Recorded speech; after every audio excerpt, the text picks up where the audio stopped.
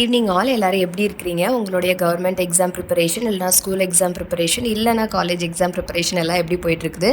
எத்தனை house wife's நம்மள வீடியோவை பார்க்குறீங்க? அவங்களுக்குலாம் யாருக்கெல்லாம் யூஸ்ஃபுல்லாக இருக்குதோ அவங்க கண்டிப்பாக ஒரு ஹார்ட் போட்டு கமெண்ட் பண்ணுங்கள். உங்களுக்கு என்னோடய வீடியோ ரொம்ப மோட்டிவேட்டிங்காக இருக்குது. நான் டெய்லி போஸ்ட் பண்ணுறதெல்லாம் உங்களுக்கு பிடிச்சிருக்கு அப்படின்னா கண்டிப்பாக லைக் பண்ணிவிட்டு பாருங்கள். பிகாஸ் அதனால நான் டெய்லி வீடியோ போஸ்ட் பண்ணுறதுக்கு எனக்கு மோட்டிவேட்டிங்காக இருக்கும். ஸோ இன்றைக்கான வீடியோ என்ன அப்படின்னா ஒரு daily study vlog as well as ஒரு சிஸ்டர் கேட்டு கமெண்ட்கான ரிப்ளை என்ன அப்படின்னா நான் படிக்கிறதுக்கு புக் எடுத்தாலும் எனக்கு ரொம்ப தூக்கமாக வருது, என்னால் கண்ட்ரோலே பண்ண முடியல அப்படின்னு சொல்கிறாங்க. அதுக்கான வீடியோவாக தான் இருக்க போகுது. ஃபர்ஸ்ட் நான் இன்னைக்கு காலையிலே எந்திரிச்சு உட்காந்து இங்கிலீஷ் தான் ப்ரிப்பேர் பண்ணிட்டு இருந்தேன். என்னுடைய மிஸ்டேக்ஸ் எல்லாம் கரெக்ட் பண்ணுற மாதிரி நான் இங்கிலீஷ்க்குன்னு போட்டு வச்சிருந்த நோட்டில் நான் என்னென்ன மிஸ்டேக்ஸ்லாம் போட்டிருக்கேனோ அதெல்லாம் டீட்டெயிலாக எழுதி வச்சு மறுபடியும் அதை ரிவிஷன் பண்ணணும் அப்படிங்கிறதுக்காக எல்லாமே நோட்ஸ் எடுத்துகிட்டு இருந்தேன். ஃப்ரம் கூகுள் சர்ச் பண்ணேன், ஃப்ரம் யூடியூப் சர்ச் பண்ணேன். மேக்ஸிமம் கிராமர் தான் நான் நிறைய தப்பு விட்டுருக்கிறதுனால அதை ஃபோக்கஸ் பண்ணி பார்த்துட்டு இருந்தேன். கிராமருக்கு நீங்கள் படிக்க வேண்டிய சேனல்ஸ் நிறைய இருக்குது. இப்போதைக்கு நான் கரண்ட்டாக ரெஃபர் பண்ணுறது சிஎன்ஆர் இங்கிலீஷ் அகாடமி ரெஃபர் பண்ணுறேன். உங்களுக்கு அது ரொம்ப யூஸ்ஃபுல்லாக இருக்கும். பிகாஸ் பைலிங்குவலில் சொல்லிக் கொடுப்பாங்க, ரொம்பவே நல்லாயிருக்கும். பொதுவாகவே எனக்கு தூக்கமே வராது. நான் தூக்கத்துக்கு ஏங்கின ஒரு துரதிருஷ்டசாலினே சொல்லலாம். ஆனால் படிக்கும்போது தூக்கம் வந்துச்சுன்னா அது ரொம்ப கஷ்டமாக தான் இருக்கும். என்னால் அவங்களோட இதை புரிய முடியுது. ஃபஸ்ட்டு நீங்கள் என்ன செய்யணும் அப்படின்னா நீங்கள் உங்களுக்கு பிடிச்ச சப்ஜெக்ட்லேருந்து ஆரம்பிங்க. பிடிக்காத சப்ஜெக்டை, ரொம்ப போரிங்கான ஒரு சப்ஜெக்டை, இன்ட்ரெஸ்ட்டே இல்லாத ஒரு சப்ஜெக்ட் ஆரம்பிக்கும் போது கண்டிப்பாக உங்களுக்கு தூக்கம் வரதான் செய்யும், கடுப்பாக தான் செய்யும். படிக்க பிடிக்காம அதை எப்படிடா ஒயிலவே பண்ணணுங்கிறது தான் உங்கள் மைண்ட் யோசிக்கும். தெரியாத ஒரு விஷயத்தை ஆர்வத்தோடு படித்தா மட்டும்தான் நம்மளால் அந்த தூக்கத்தை அவாய்ட் பண்ண முடியும். இப்போதைக்கு கரண்ட்டாக நம்மளால் அதை பண்ண முடியல அப்படின்னா we should start from the interesting subject which is your favorite subject. எந்த சப்ஜெக்ட் உங்களுக்கு ஃபேவரட்டாக இருக்கோ அதை தயவு செய்து ஸ்டார்ட் பண்ணுங்கள். That is very very important. Second விஷயம் நல்லா நடந்து படிங்க. நான் என்னோட வீடியோஸ்லேயே நீங்கள் பார்த்துருந்தீங்கன்னா உங்களுக்கு தெரிஞ்சிருக்கும். நான் நடந்து படிப்பேன். பிகாஸ் அது தூக்கம் வந்ததுன்னா எங்கள் அம்மா எனக்கு சொல்லிக் கொடுத்தது. தூக்கம் வருதுன்னா நடந்து படி, உனக்கு தூக்கம் வராது அப்படின்னு சின்ன வயசுலேருந்து எனக்கு சொல்லிக் கொடுத்துருக்காங்க.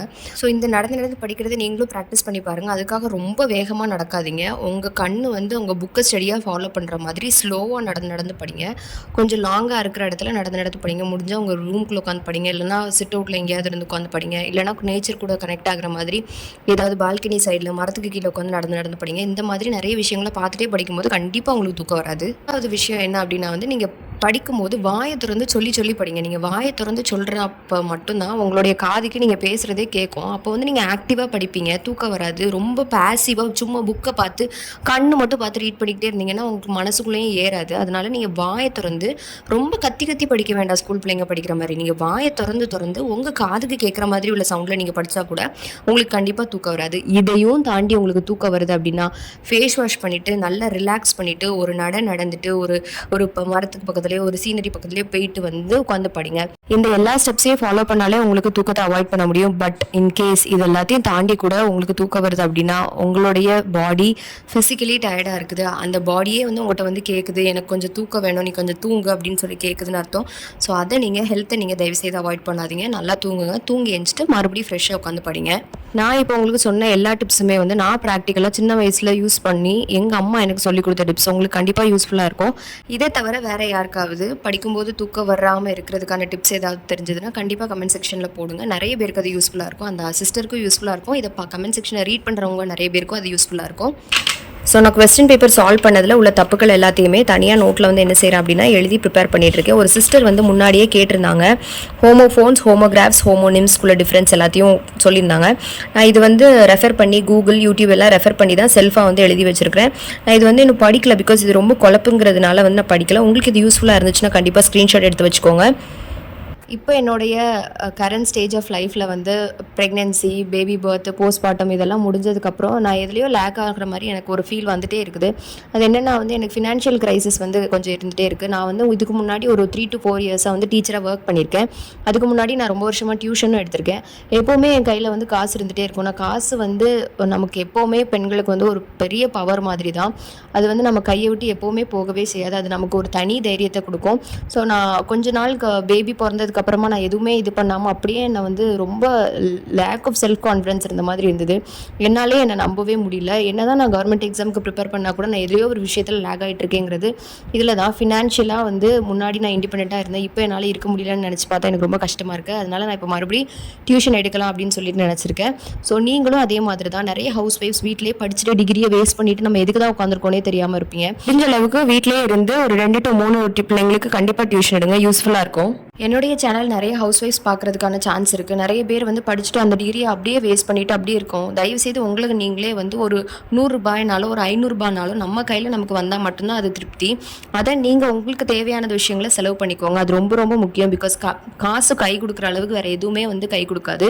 ஸோ நான் இப்போ மறுபடியும் டியூஷன் எடுக்கலாம் அப்படின்னு ஸ்டார்ட் பண்ணியிருக்கேன். பேபியும் மேனேஜ் பண்ணணும், எக்ஸாம் ப்ரிப்பரேஷன் பண்ணணும், யூடியூப்க்கு வீடியோ போடணும், வீட்டை பார்த்துக்கணும். இதெல்லாம் எப்படி மேனேஜ் பண்ண போகிறேன்னு தெரியல. But being busy is a very good blessing. அந்த விஷயங்களை நான் வந்து ரொம்பவே வந்து யோசிச்சுட்டே இருப்பேன்.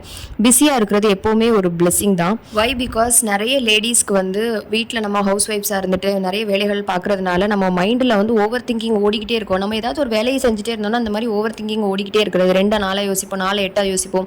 அது வந்து நம்ம மைண்டை வந்து மென்டல் ஹெல்த்தை ரொம்பவே அஃபெக்ட் பண்ணும். அதனால நீங்கள் உங்களை பிஸியாக வச்சுக்கோங்க. உங்களுக்கு தேவையான ஹெல்த்தை நீங்கள் தயவு செய்து பார்த்துக்கோங்க. Physical health matters, mental health matters, உங்களுடைய ஸ்பிரிச்சுவல் அண்ட் மைண்ட் ரொம்ப மேட்டர்ஸ். நீங்கள் நிம்மதியாக இருக்கிறீங்களா, நீங்கள் ஹாப்பியாக இருக்கீங்களா அப்படின்னு பாருங்கள். ஒவ்வொரு நாளும் நீங்கள் சந்தோஷமாக கழிக்கிறீங்களா அப்படின்னு பாருங்கள். As a woman help a woman மாதிரி நான் உங்களுக்கு ஒரு அட்வைஸ் பண்ணுறேன். தயவு செய்து உங்களுடைய ஹாப்பினஸை ப்ரையாரிட்டைஸ் பண்ணுங்கள். உங்களுடைய ஃபினான்ஷியல் ஃப்ரீடம், உங்களுடைய உடம்பு ஹெல்த்து, உங்களுக்கு பிடிச்ச விஷயங்களை நீங்கள் செய்ய ஆரம்பிங்க. உங்களுக்கு எந்த ஒரு பிடித்தமான விஷயமா இவ்வளோ நாள் செய்யாமல் இருந்தீங்களோ தயவு செய்து செய்ய ஆரம்பிங்க. அடிக்கடி உங்களை நீங்களே அனலைஸ் பண்ணிகிட்டே இருங்க. உங்களை நீங்களே மட்டம் தட்டிக்காதீங்க. உங்களை நீங்களே அனலைஸ் பண்ணிவிட்டு இப்படி இருந்தால் நம்ம குறைஞ்சிட்டோன்னா மறுபடியும் உங்களை புல் ஆஃப் பண்ணி நீங்கள் எடுக்கணும். பிகாஸ் நம்ம வந்து ஸ்க்ராட்சில் டவுன் பண்ணி கீழே போனால் கூட நம்ம ஸ்க்ராட்ச்லேருந்து பிக்கப் பண்ணிக்கிறதுக்கு நமக்கு தெரியணும்.